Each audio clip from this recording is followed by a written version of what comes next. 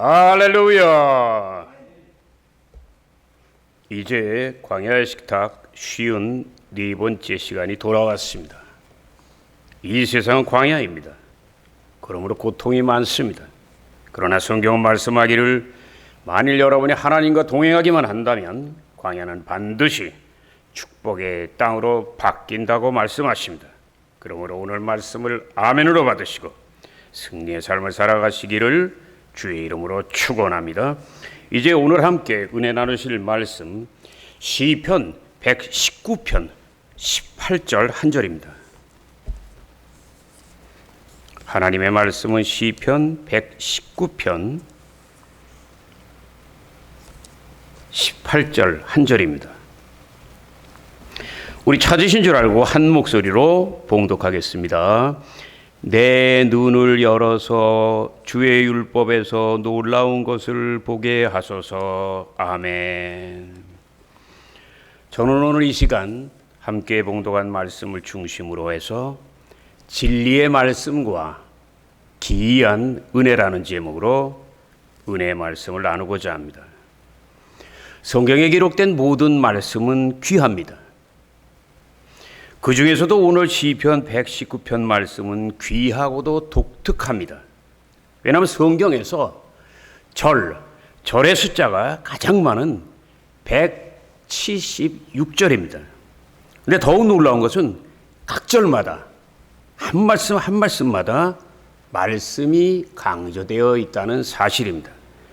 그러므로 저는 진리의 말씀이 신앙생활에서 얼마나 중요한가를 함께 살펴보므로 큰 유익을 얻는 복된 시간을 갖고자 합니다. 첫째로 신앙생활과 진리의 말씀의 관계에 대해서 말씀을 드리겠습니다. 성경에는 하나님과 하나님의 말씀이 같은 의미로 사용되고 있습니다.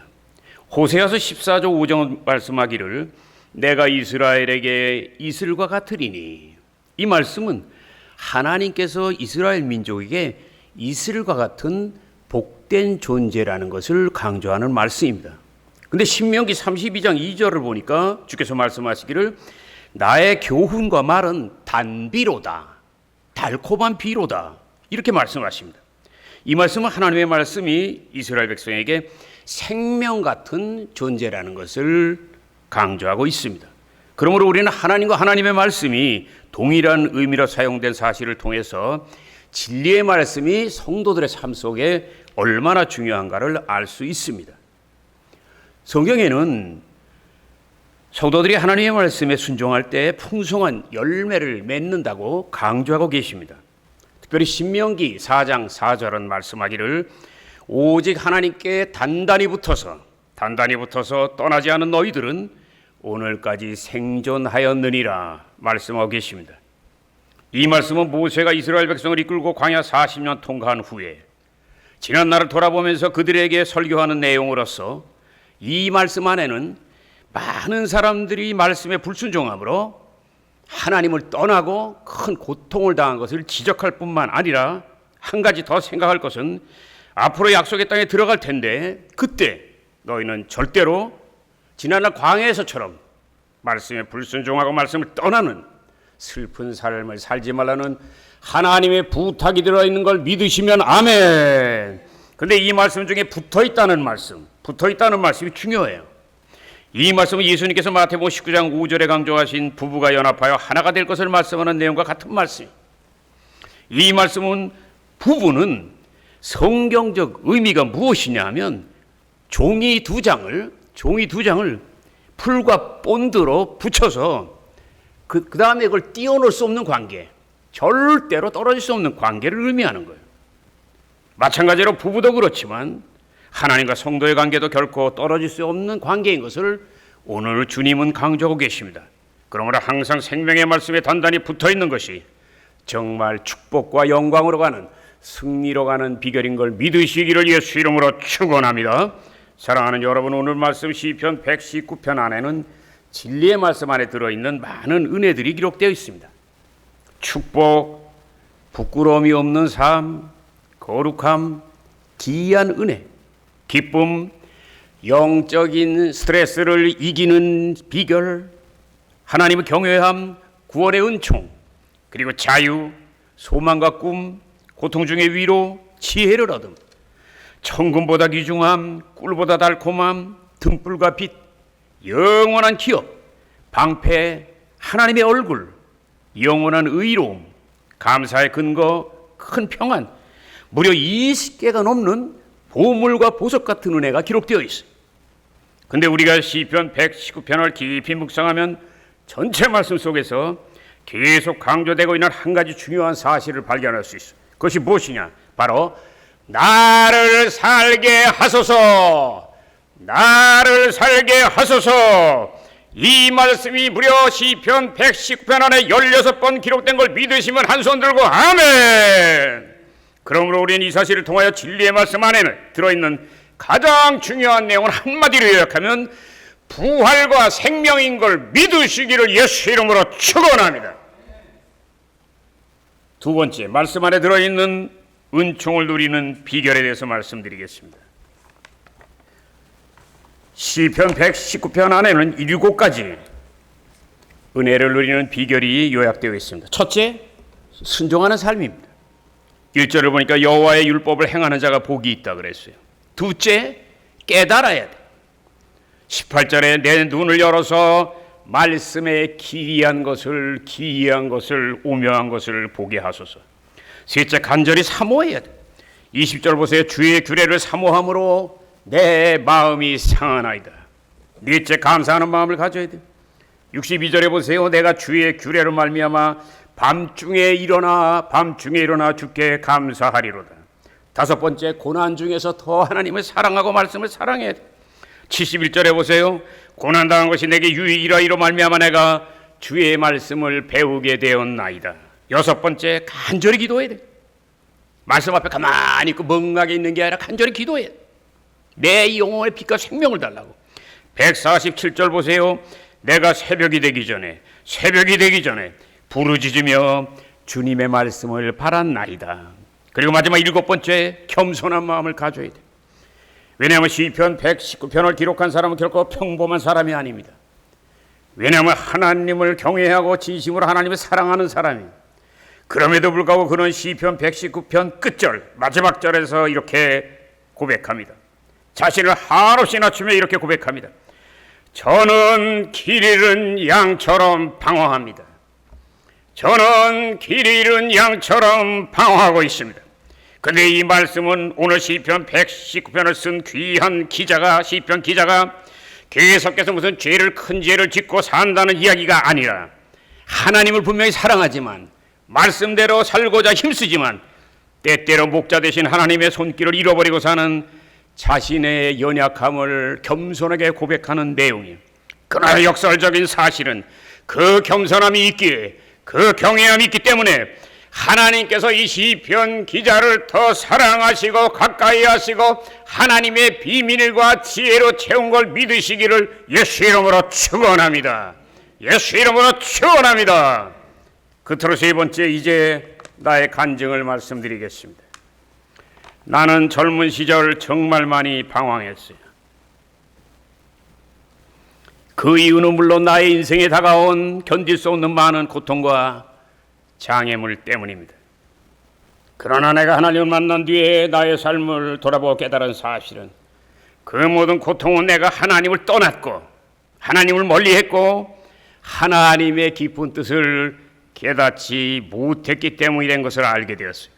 그러므로 내가 하나님을 만난 뒤에 가장 힘썼던 것은 이제는 하나님의 뜻을 깨닫고 살자. 그리고 이제는 제발 변화된 삶을 살아 하나님의 자녀답게 살자. 그러므로 나는 성경 묵상에 생명을 걸기로 작정했습니다. 내가 가장 먼저 힘쓴 것은 신약 성경을 묵상하는 거예요. 먼저 깊이 묵상하면서 중요한 말씀에 밑줄을 걷어요. 하나님의 말씀을 약 1000개 정도 뽑았어요. 근데 그것이 한 구절이 아니에요. 때로는 7구절, 8구절 되는 게 하나예요. 그 대표적인 말씀이 지금도 생각나는 로마서 7장 18절에서 24절입니다. 내 속곧 내 육신에 선한 것이 없는 줄을 아노니 원함은 내게 있으나 선을 행할 능력은 내게 없노라. 그러므로 원하는 선을 행하지 않고 원치 않는 악만 나는 행하는구나. 만일 내가 원하지 않는 것을 행한다면 그것은 내가 하는 것이 아니라 내 속에 죄가 하는 것이다. 오호라 나는 곤고한 사람이로다. 이 사망의 몸에서 누가 나를 건져내랴. 그러므로 그 많은 성구를 암송할 때 속사포같이 빨리 외우도 최소한 2시간 이상이 걸려요. 그러므로 효과적으로 암송하기 위해서 성구를 1000개에서 365개로 줄였어요. 그리고 최소한 일주일에 한두 번은 암송하기로 작정을 했어요. 지금도 기억나는데 그 몇철이 끝난 다음에 한강 마포대교를 건너면서 그리고 때로는 추운 겨울 김포 벌판을 걸으면서 나는 정말로 하나님의 말씀에 내 영혼과 삶과 생명을 다했어요. 그런데 대부분의 말씀 암송은 집에서 했습니다. 지루하지 않게 하기 위해서 바둑알을 던지면서 했어요. 난 지금도 생각납니다. 회개하라 천국이 가까웠느니라. 10년이 가난한 자는 복이 있나니 천국이 저희 것이고 애통하는 자는 복이 있나니 그 8개를 하고 나면 하나예요 그게.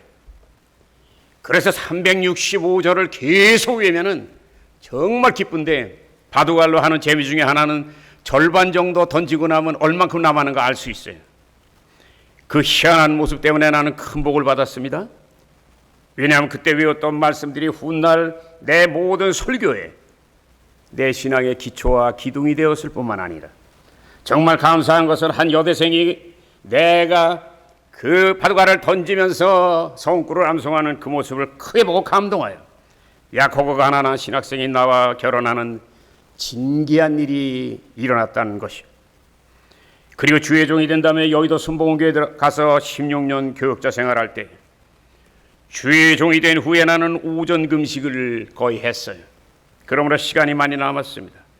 그러므로 출근하는 버스에서 또 지역과 교구로 가는 버스 안에서 나는 늘 하나님의 말씀을 묵상합니다. 그리고 가능하면 그날 묵상한 그 말씀을 갖고 그날 신방에서 나는 활용하는 것을 습관으로 가졌어요. 시간이 지나니까 작은 메모들이 신방 설교가 되고 신방 설교가 조별 설교가 되고 조별 설교가 나중에는 채워지면서 은혜가 넘치면서 그 다음에는 대설교가 되는 것을 나는 느낄 수가 있었어요. 그 다음 기도원에서 하나님이 집중적으로 성경을 연구할 수 있는 시간을 주셨습니다. 근데 그 시간은 나에게 고통으로 왔어요. 대교구장 시절 말도 되지 않는 일에 책임을 지고서 오산리 기도원에서 근무하게 되었어요. 그 당시 기도원에 가면 그건 귀양 같다 그랬어요. 왜냐하면 불명예요. 교회 개척 대기였기 때문에. 그러면 언제 어떻게 될지 모르는 상황 속에서 내가 할 수 있는 것을 시간을 아껴서 중요한 일에 집중하는 거예요. 그것은 성경을 깊이 묵상하는 것밖에 없었어요. 근데 참으로 희한한 것은 지금도 생각나는데 내가 성경을 읽기로 작정을 하고 신약 성경을 폈어요. 내가 좋아하니까. 근데 주님께서 자꾸 마음에 말씀하세요. 구약을 읽어라. 구약을 읽어라. 너는 왜 자꾸 신약만 읽고 신약 설교만 하냐. 구약을 읽어라. 나는 약간 내가 잘못 들은 줄 알고 고집을 부려서 계속 신약을 읽으려고 했어요. 그때 하나님이 내 마음에 결정적인 말씀을 하더라. 너는 신약 성경을 많이 알고 있지 않냐. 그러니까 이제는 성경에 뿌린 구약 성경을 읽어라. 만일 내가 구약 성경을 읽지 않고 신약 성경만 갖고 설교한다면 너는 뿌리 없는 설교를 하는 것이고 반쪽짜리 하는 설교를 하는 것이다. 난 깜짝 놀랐어요. 그래서 나는 그 즉시 순종했어요. 그리고 모세오경을 깊이 묵상하기 시작했습니다. 오산리 기도원에 있으면서 약 7개월 되었을 때 하나님께서 크신 은총을 주셨어요. 나의 억울함이 모두 해명되어서 대교구장으로 복귀할 수 있었고 또 하나는 특별히 구약을 읽으면서 하나님의 마음을 알 수 있었어요. 하나님은 도대체 무엇을 말씀하시고 우리는 어떻게 살아야 되는가.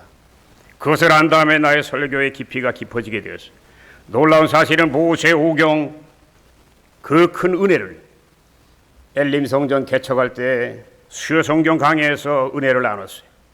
그리고 조영기 목사님이 계속적으로 많은 기도를 후원해 주셔서 3년 만에 출석 성도가 3,000명이 되는 큰 영광을 누릴 수가 있었습니다. 마지막으로 청주 개척하면서 본격적인 성경 연구한 내용에 대해서 말씀드리겠습니다. 초대형 교회에서 16년 사역하면서 직분이 높아졌어요. 그러므로 설교의 기회가 많아졌는데 문제는 성경을 읽을 시간이 없네.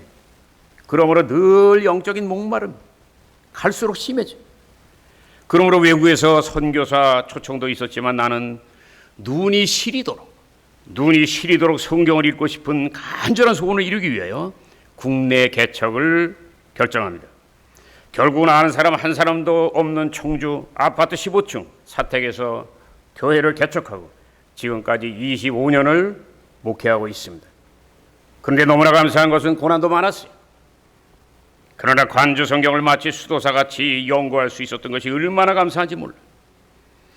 하나님이 무엇을 말씀하시고 성도는 어떻게 살아야 되는가를 깊이 깨닫게 된 것이 말할 수 없는 기쁘고, 구약 성경과 신약 성경이 연결되는 은혜를 통하여 성경을 보는 눈이 열리게 된 것이 굉장히 감사했어요. 그리고 시편을 20년 묵상함으로 다윗의 모습 속에서 예수님을 발견하는 기쁨은 참으로 감동적이었어요.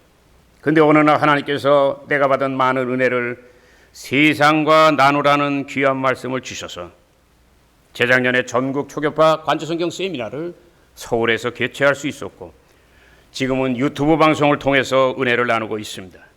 사랑하는 성도 여러분, 하나님의 말씀은 시편 119편 18절에 기록된 것처럼 기이한 것입니다. 다시 말하면 숨겨진 비밀이요 보물입니다. 그러나 걱정하지 마세요. 왜냐하면 겸손함과 하나님 경외함만 있으면 하나님은 반드시 깨닫게 하시고 또 말씀대로 살게 하시고 여러분의 생에 한량없는 은혜를 주실 것을 여러분 믿으시기를 예수 이름으로 축원합니다. 예수 이름으로 축원합니다. 늘 하나님의 말씀을 가까이 함으로 복 있는 사람이 되시기를 예수 이름으로 축원합니다.